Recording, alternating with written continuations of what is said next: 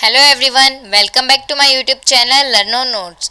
तो पिछले वीडियोस में हमने chapter sustainable management of natural resources जो कि क्लास 10th बायोलॉजी का चैप्टर नंबर 16 है वो स्टार्ट किया था और उसके हम कुछ क्वेश्चंस डिस्कस कर चुके थे। आज जो उसके पेंडिंग क्वेश्चंस हैं हम वो भी डिस्कस कर लेते हैं। तो चलिए स्टार्ट करते हैं। Write a short note on Khejri incident. Khejri incident के ऊपर एक शॉर्ट नोट लिखना है। खेजड़ी इंसिडेंट क्या था उसके बारे में आपको बताना है। तो there is a Bishnoi community in Rajasthan state of our country for whom conservation of forest and wildlife has been a religious belief. ये जो खेजड़ी इंसिडेंट था ये क्या था कि हमारी जो कंट्री है, कंट्री के अंदर जो राजस्थान स्टेट है वहाँ पे कम्युनिटी रहती है। कौन सी? बिश्नोई कम्युनिटी। और उनके लिए फॉरेस्ट को और वाइल्ड लाइफ को कंजर्व करना एक रिलीजियस बिलीफ है, यानी कि उनकी एक प्रथा है, यानी उनके जो धर्म है उनका वो एज अ धार्मिक लेते हैं इस चीज़ को, फॉरेस्ट और वाइल्ड लाइफ को कंजर्व करना उनका रिलीजियस बिलीफ है। तो इन 1731 के अंदर क्या हुआ था? Amrita Devi Bishnoi led a group of 363 people who sacrificed their life for the protection of Khejri trees। तो राजस्थान में आपको पता है खेजड़ी ट्रीज जो है मोस्ट कॉमनली दिखाई देते हैं आपको। तो ये जो इंसिडेंट हुआ था खेजड़ी इंसिडेंट, ये किसके ऊपर था? 1731 के अंदर अमृता देवी बिश्नोई की लीडरशिप के अंदर 363 पीपल के ग्रुप ने क्या की थी? अपनी लाइफ को सेक्रीफाइस किया था। किसके लिए? खेजड़ी ट्रीज की प्रोटेक्शन के लिए, यानी कि खेजड़ी ट्रीज की प्रोटेक्शन के लिए वो आगे आए थे और उन्होंने क्या किया? Who sacrifice their life for the protection of Khejri trees. तो इसीलिए खेजड़ी इंसिडेंट इम्पॉर्टेंट है। क्यों? क्योंकि लोगों ने क्या किया? ट्रीज की कंजर्वेशन और प्रोटेक्शन के लिए कदम उठाया था। तो इसी वजह से in Khejarli village near Jodhpur the government has recently instituted, अभी रिसेंटली भी गवर्नमेंट ने क्या किया है? खेजराली विलेज है जो कि कहाँ पे है? जोधपुर के पास है। तो वहाँ पे गवर्नमेंट ने अमृता देवी बिश्नोई की मेमोरी के अंदर, क्योंकि ये जो लीडरशिप थी वो किसकी लीडरशिप में हुआ? ये सब अमृता देवी बिश्नोई की लीडरशिप में उन्होंने क्या किया? खेजड़ी ट्रीज को प्रोटेक्ट किया। तो जो वहाँ की गवर्नमेंट है, गवर्नमेंट ने क्या किया है? एक Amrita Devi Bishnoi national award launch किया है कि भाई national Amrita Devi Bishnoi national award देंगे फॉर वाइल्ड लाइफ कंजर्वेशन। जो भी वाइल्ड लाइफ की कंजर्वेशन में आगे आएगा या वाइल्ड लाइफ कंजर्वेशन में कोई अपना योगदान देता है तो उसके लिए अमृता देवी बिश्नोई नेशनल अवार्ड वहाँ की गवर्नमेंट ने स्टार्ट किया है। किसकी मेमोरी में है ये? अमृता देवी बिश्नोई की मेमोरी में। तो ये हमने बात करी खेजड़ी इंसिडेंट के बारे में कि वो क्या था। नेक्स्ट हम क्वेश्चन डिस्कस करते हैं। Write a short note on Chipko Andolan. अब चिपको मूवमेंट के बारे में भी आपने सुना होगा। चिपको मूवमेंट क्या थी? द चिपको आंदोलन originated from a remote village called rainy in Garhwal high up in Himalayas. ये चिपको मूवमेंट कहाँ से स्टार्ट हुई थी? एक विलेज का नाम है जिसका नेम क्या है? रेनी, जो कहाँ पे है? गढ़वाल के अंदर। और गढ़वाल कहाँ पे है? हिमालयास के अंदर, हायर हिल्स के ऊपर प्रेजेंट है ये विलेज। चिपको आंदोलन में क्या हुआ था? In this movement a government contractor was stop to chop trees, यानी कि गवर्नमेंट ने क्या किया था उस टाइम? एक गवर्नमेंट कॉन्ट्रैक्टर का मतलब है गवर्नमेंट ने किसी एम्प्लॉय को बोला था कि आप वहां पे जाओ और ट्रीज को काटना है आपको, ठीक है? ट्रीज को काटने के लिए भेजा था। लेकिन वहां के जो लोग थे, रेनी विलेज के वहां के जो लोग थे वो उन्होंने क्या किया? वो पेड़ों के साथ चिपक के खड़े हो गए। उन्होंने कहा कि पेड़ काटने से पहले आपको हमें मारना होगा, मतलब हमें काटना होगा। तो इसी वजह से गवर्नमेंट अब क्या करे? अब यूं तो थोड़ी है लोगों को ही काट देगी। तो इसीलिए गवर्नमेंट कॉन्ट्रैक्टर को उन्होंने क्या कर दिया? रोक दिया पेड़ काटने से। वो पेड़ नहीं काट पाए थे क्योंकि लोग क्या किया? लोगों ने चारों तरफ से जैसे पेड़ के साथ चिपक के खड़े हो गए। तो इसकी वजह से उन्होंने भी क्या एक इम्पॉर्टेंट रोल प्ले किया ट्रीज को बचाने के लिए। तो इसी वजह से ये मूवमेंट भी काफ़ी फेमस है। नेक्स्ट क्वेश्चन आता है। Write down measures to conserve wildlife. अब वाइल्ड लाइफ को कंजर्व करने के लिए हमें कुछ मेजर्स बतानी है। वाइल्ड लाइफ क्या है? जितने भी वाइल्ड एनिमल्स हमें फॉरेस्ट में मिलते हैं, बियर, एलिफेंट, लॉयन, टाइगर, जितने भी हैं तो उन्हें हम क्या बोलते हैं? Wild life. उसकी कंजर्वेशन के लिए हम कौन कौन से मेजर्स ले सकते हैं? तो इसका आंसर है the measures to conserve wildlife are Laws should be imposed on people for killing or capturing of any animal or bird belonging to an endangered species. Government को क्या करना चाहिए? लॉज इम्पोज करने चाहिए. किस लिए? People for killing और capturing. अगर कोई भी लोग क्या कर रहे हैं, एनिमल्स को या बर्ड्स को जो कि एंडेंजर्ड स्पीशीज से बिलोंग करते हैं उनको किल कर रहे हैं या फिर उनको इलीगली कैप्चर कर रहे हैं, तो गवर्नमेंट को इसके लिए सख्त क्या बनाने चाहिए? लॉज बनाने चाहिए, ताकि ऐसे लोगों को ऐसा करने से रोका जा सके. नेक्स्ट क्या है? Natural habitat of animals and bird should be preserved. अब नेचुरल हैबिटेट को भी प्रिजर्व करना चाहिए. अब हम क्या करते जा रहे हैं? पेड़ों को काटते जा रहे हैं, यानी कि फॉरेस्ट खत्म हो रहे हैं. और बर्ड्स और एनिमल्स की नेचुरल हैबिटेट क्या है? फॉरेस्ट है. तो नेचुरल हैबिटेट को अगर हम प्रिजर्व नहीं करेंगे तो वहाँ पे रहने वाले एनिमल्स भी तो एक्सटिंक्ट होते जाएंगे. तो अगर एक बात बताओ, अगर हम एनिमल्स के फॉरेस्ट को ही काट देंगे तो वो रहेंगे कहाँ? रह नहीं पाएंगे, उनका हैबिटेट लॉस होगा. हैबिटेट लॉस होने की वजह से क्या हो जाएंगे? वो डाई हो जाएंगे. तो इसीलिए नेचुरल हैबिटेट को भी हमें एनिमल्स और बर्ड्स की प्रिजर्व करना चाहिए. नेक्स्ट है, government department connected with the conservation of wild life should conduct a periodic survey. यानी कि जो भी गवर्नमेंट डिपार्टमेंट वाइल्ड लाइफ की कंजर्वेशन को देखता है, चाहे कोई भी गवर्नमेंट डिपार्टमेंट वाइल्ड लाइफ के कंजर्वेशन को देख रहा है, तो उसको क्या करना चाहिए? पीरियोडिक सर्वे करते रहना चाहिए. मान लो 6 महीनों में एक बार सर्वे कर लिया या 2 साल में सर्वे कर लिया. क्या करे? सर्वे के अंदर ये देखा जाए कि जितने भी फॉरेस्ट हैं, सेंचुरीज हैं, नेशनल पार्क्स हैं, उनके अंदर एनिमल्स की पॉपुलेशन इंक्रीज हुई है या डिक्रीज हुई है, वहाँ की हैबिटेट कैसी है, एनिमल्स जिस एनवायरनमेंट में रह रहे हैं वो एनवायरनमेंट कैसा है. तो इसके लिए उनको सर्वे कंडक्ट करना चाहिए एक डेफिनेट पीरियड के बाद, ताकि उससे क्या हो सके? हम वाइल्ड लाइफ को कंजर्व कर सके. नेक्स्ट पॉइंट है इसके अंदर, special attention should be paid to the conservation of endangered species. और जो एंडेंजर्ड स्पीशीज हैं उनकी तरफ क्या देनी चाहिए? स्पेशल अटेंशन देनी चाहिए, उनकी तरफ स्पेशल ध्यान देना चाहिए. The unauthorized cutting of trees should not be there. और अनऑथराइज्ड इलीगल कटिंग भी नहीं होनी चाहिए ट्रीज की. तो ये सभी मेजर से हम क्या कर सकते हैं? वाइल्ड लाइफ को प्रोटेक्ट कर सकते हैं. अब नेक्स्ट क्वेश्चन नंबर 11 है, what are dams, how they are useful for the society. Dams क्या होते हैं और वो कैसे यूजफुल है हमारी सोसाइटी के लिए? They are large reservoir of water which stores huge amount of water. अब डैम्स क्या होते हैं? ह्यूज रिजर्वर होते हैं वाटर के, जो क्या करते हैं? ह्यूज अमाउंट में वाटर को स्टोर कर सकते हैं. और डैम्स की यूजफुलनेस क्या होती है? Water from dam is use for irrigation. जो डैम के अंदर वाटर है उसे हम एज अ इरीगेशन यूज़ कर सकते हैं फील्ड में. Water from the dam is supplied to the people in towns and cities through pipeline. और पाइपलाइन के थ्रू हम उस वाटर को कहाँ पे सप्लाई कर सकते हैं? टाउन्स और सिटीज़ में. नेक्स्ट है, the falling water is use for producing electricity. और जो फॉलिंग वाटर है उससे क्या प्रोड्यूस होती है? इलेक्ट्रिसिटी, जिसे हम बोलते हैं hydro electricity.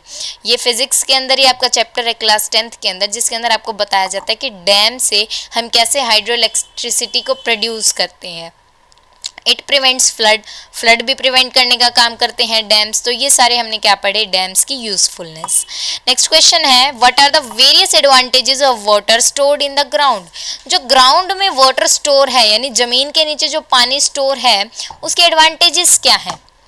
The water stored in ground does not evaporate. सबसे पहले एडवांटेज तो ये है कि जो ग्राउंड के अंदर वाटर प्रेजेंट है वो इवेपोरेट नहीं होता, यानी वो हमारे पास अवेलेबल है हमेशा के लिए, हम कभी भी उसको यूज़ कर सकते हैं. ऐसा नहीं है कि ग्राउंड के अंदर से वो इवेपोरेट हो जाएगा. क्यों नहीं होता? क्योंकि वहाँ तक सनलाइट नहीं पहुँचती.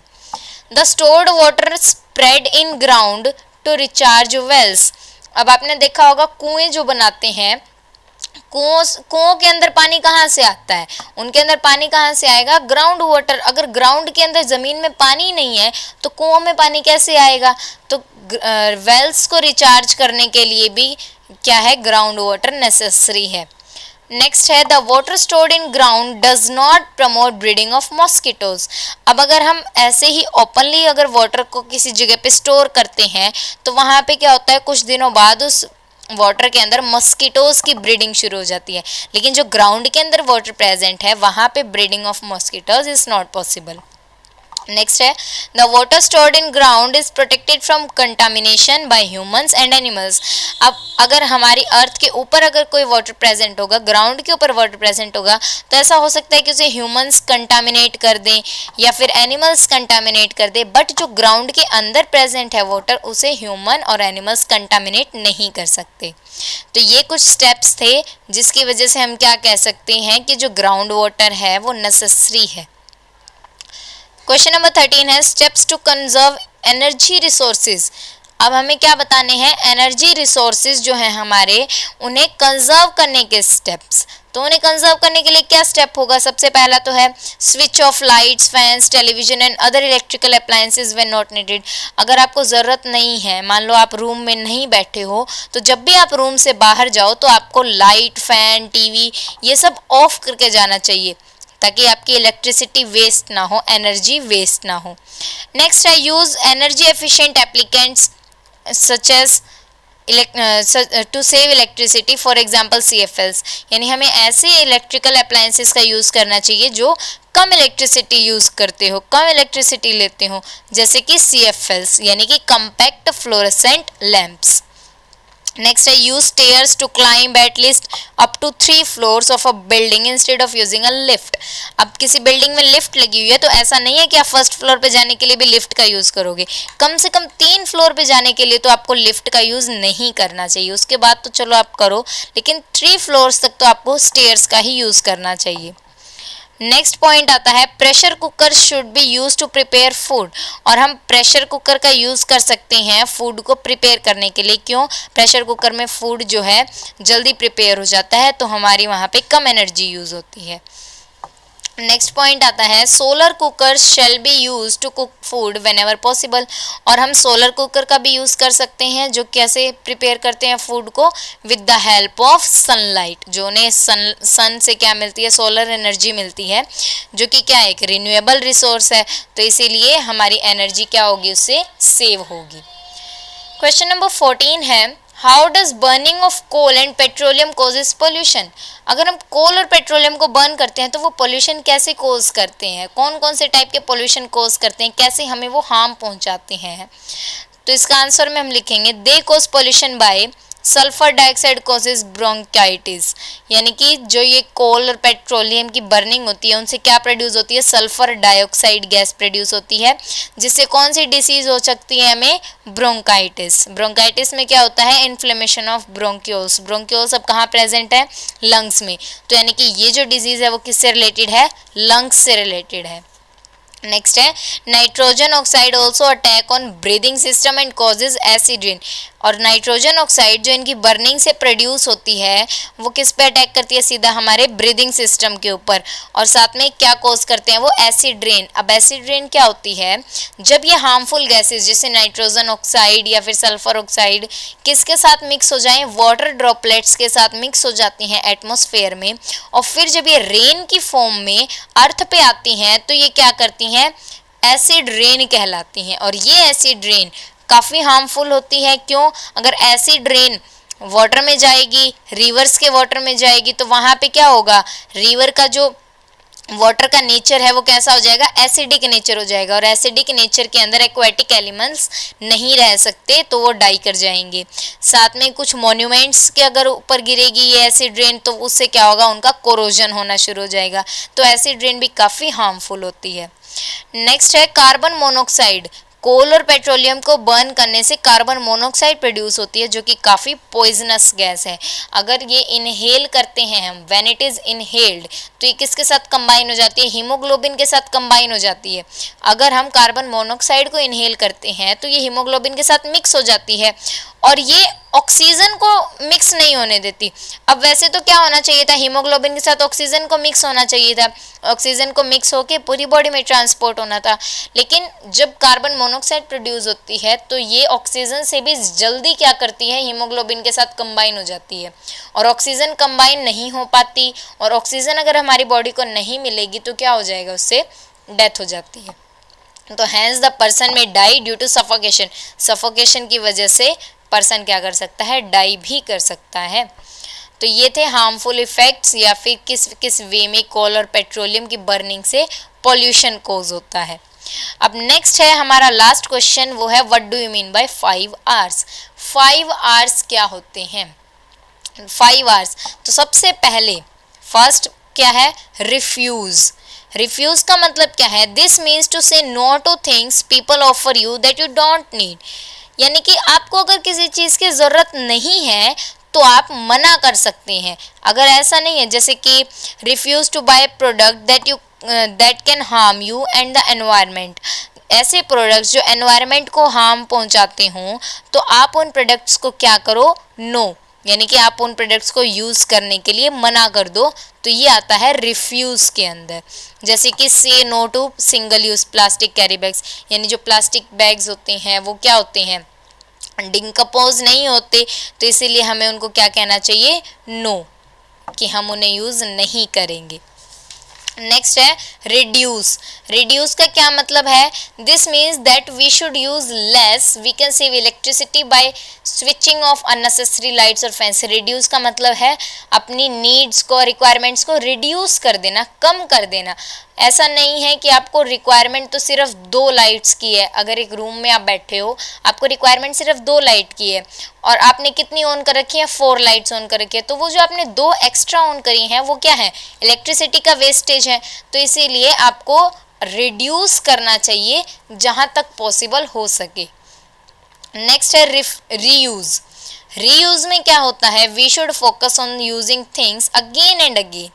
हमें एक चीज़ को बार बार यूज़ करने फोकस करना चाहिए। मान लो अगर कोई चीज़ है, जैसे कि प्लास्टिक बोटल्स हैं, तो प्लास्टिक बोटल्स के अंदर हमने मान लो एक बार पिकल्स स्टोर करके रख लिए, अगर वो खाली हो जाती हैं तो हम उसके अंदर दोबारा से भी पिकल स्टोर कर सकते हैं या फिर जैम स्टोर के रख सकते हैं।